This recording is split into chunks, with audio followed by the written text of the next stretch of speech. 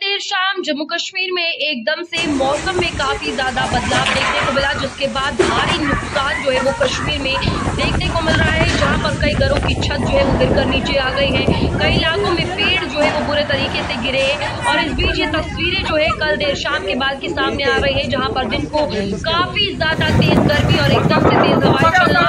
और बारिश के होने के कारण काफी नुकसान जो है कश्मीर में देखा गया है, जहाँ पर जानी और माली नुकसान दोनों देखा गया है। और जानी नुकसान में एक बच्चे की मौत वाक़या हुई है और माली नुकसान की अगर बात की जाए तस्वीर आपके सामने देखी।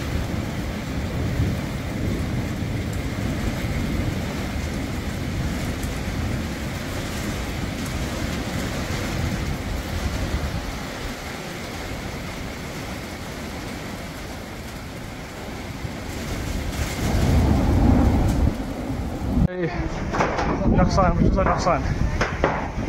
مش نقصان شو بيقولوا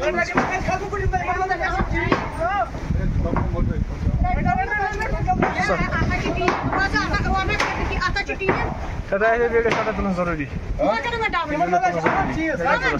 راجع مرة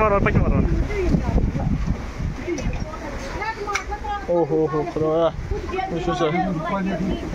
وش هسه هنا بين باش بالعمر تقرب كثير ناس تاب شنو بروسنا شنو اوه ماشي شنو كويس خدايا طيب اوه اطلع درواتي يلا بشويش وش هسه